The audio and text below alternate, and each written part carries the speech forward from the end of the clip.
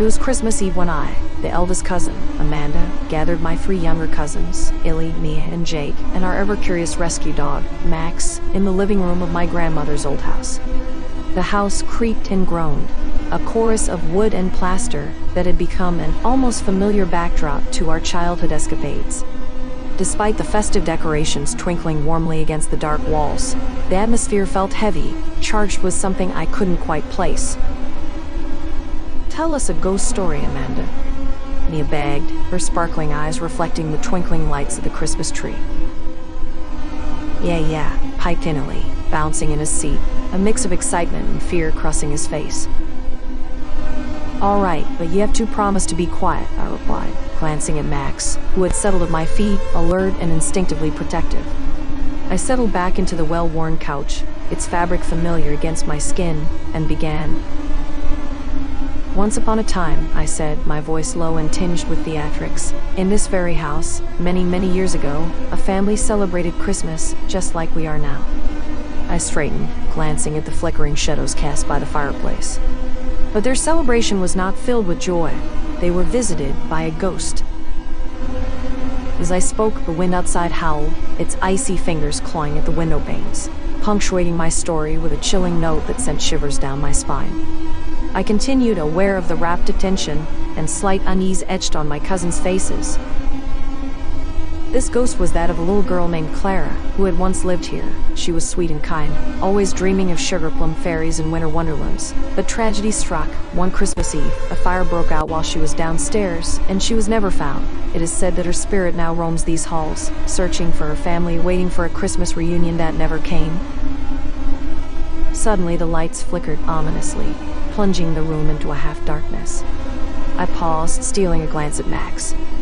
He had stood, fur bristling, staring intently at the darkened hallway beyond the living room. "Did you see that?" Jake whispered, his voice barely above a breath. "See what?" I felt a flutter of nerves trickle down my spine. "There's nothing there." "But," Mia protested quietly, "I think I saw a shadow, like someone standing behind the doorway." The air grew thick, and I could feel a strange chill sweeping through the room, mingling with the warmth of the fire. "Guys, it's probably just your imagination. Let's finish the story," I said, trying to suppress my own creeping doubts. But anxiety gnawed at me as I continued. As Clara's ghost wandered the house, she hungered for the warmth of her family's love and the joy of Christmas. To those who dared to stay in this house on Christmas Eve, Clara would show herself. Some say she appears as a beautiful specter, while others swear she appears as a sorrowful little girl, lost and forsaken. Just then, a loud bang echoed through the hallway, making us all jump. Max growled nervously, the hair on his back standing on end. "Fine, enough with the stories," Illy snapped, rising from his seat. "I'm going to find out what that was." "Wait, Illy," I cried, the words slipping from my mouth before I could stop them. But he didn't listen. He marched toward the hallway, his footsteps bold and unsteady. "Come back," Mia whined, clutching my arm tightly. Against my better judgment, I followed Illy, curiosity gnawing at me like a wild beast. The hall was darker than I remembered, the shadows stretching and twisting as we moved cautiously forward. "Hello?" Illy called, his voice echoing to an unsettling silence. Without warning, the lights flickered back on, bright but cold.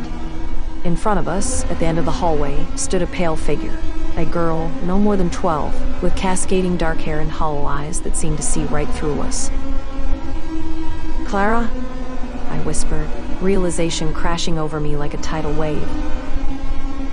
The ghostly child held out her arms, her lips moving silently, and I could barely hear the soft sound of "help me" crawling through the silence between us. Max barked loudly, breaking the spell that froze us in place. "Run!" I shouted, grabbing Mia and Jake's hands while Illy stumbled backward, fear etched into his face. We flew back into the living room, all 4 of us crashing onto the couch in a tangle of limbs, shifting back as if that could protect us from what lay beyond. Max stood guard, barking ferociously toward the hallway, but the only sound that came in reply was the fading echo of our breaths. That night we huddled together, the flickering flames of the fireplace casting elongated shadows, while we waited, timidly, with the promise of dawn over the horizon. Christmas morning was quiet, a heavy stillness draping the house.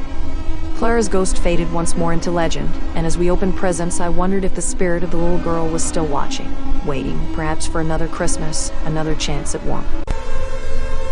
But deep down, I knew, in the shadows of that cozy home, she would always linger, waiting as we all do, for love, for family, and for joy that sometimes slips through our fingers like grains of sand.